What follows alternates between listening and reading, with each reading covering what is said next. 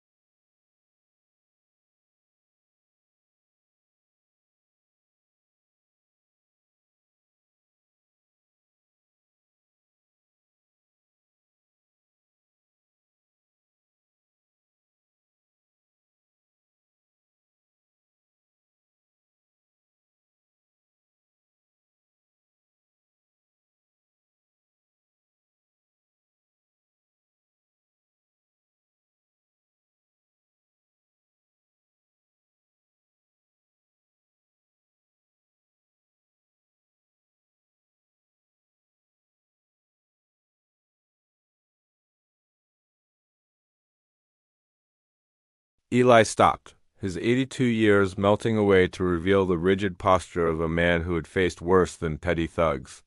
"The history of this town is built on the backs of my family, young man," he said, his voice deep but steady. "You can tear down a building, but you can't erase the foundation. This was the spark." Cole, fueled by cheap beer and a sense of absolute entitlement, roared and lunged. The other sons, three younger, equally aggressive men, moved with him. They didn't want to fight. They wanted a spectacle, a humiliation. A swift, brutal shove sent Eli stumbling.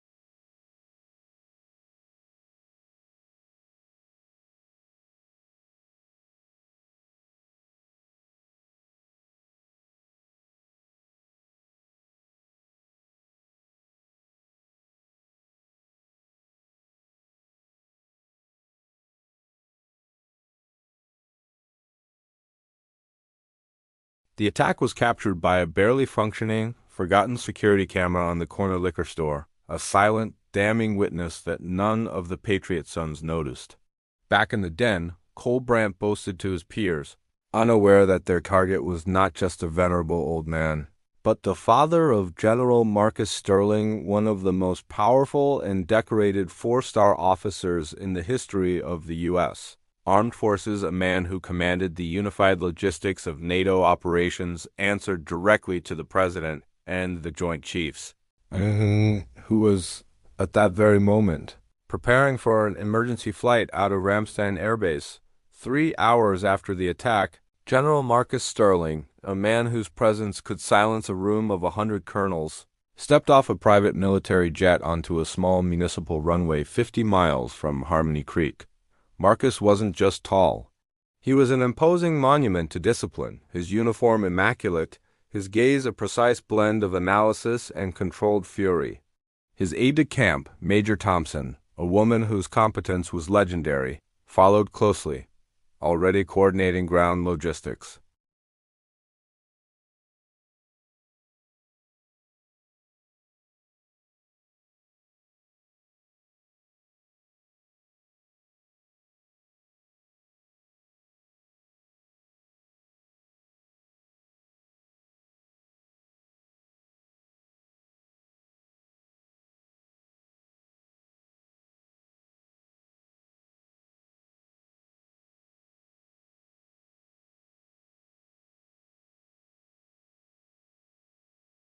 Marcus sat by his father's side, his massive hand dwarfing his father's frail one. Eli looked up, his voice a dry whisper. "Marcus, son, don't make a scene. It's just a few loud boys.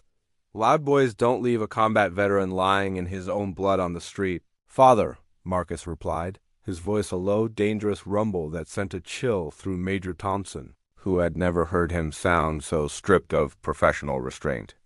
Marcus immediately initiated an action plan, not through the local police, whom he correctly suspected were either complicit or utterly ineffective, but through his own channels. He didn't wear his uniform in the town, opting instead for a discreet, expensive suit, but his authority was palpable. First, he quietly deployed a two-man military police MP surveillance team, ostensibly on leave, to document the activities of the Patriot Sons and locate their ringleaders, focusing especially on any possible connection to local law enforcement.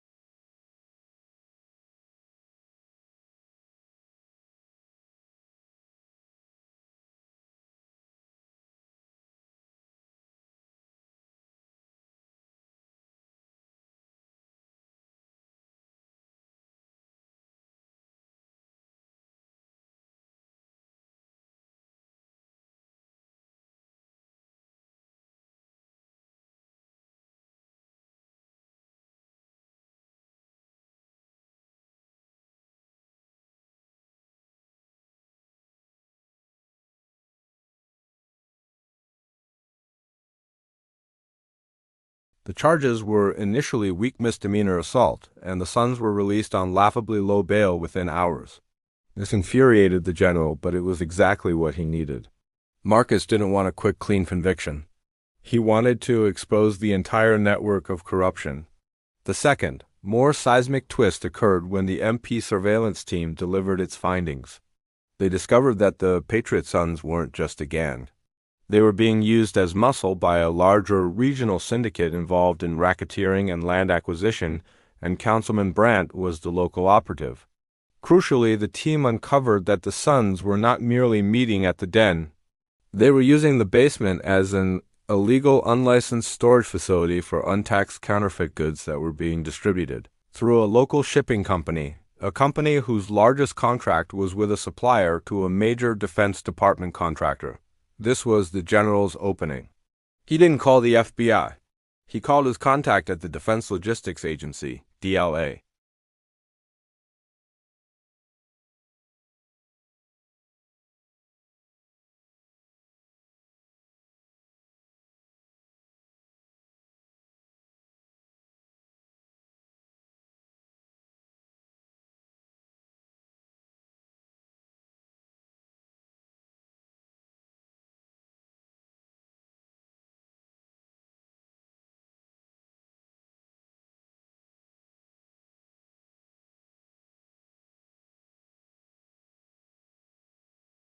The raid on the den was executed not by a local SWAT, but by a highly coordinated, heavily armed federal team. Councilman Thomas Brandt, realizing the depth of the trouble, tried to intervene, calling in favors only to be met by a federal marshal who informed him that the investigation was tied to a matter of national security and defense integrity, and his continued interference would be considered obstruction of justice.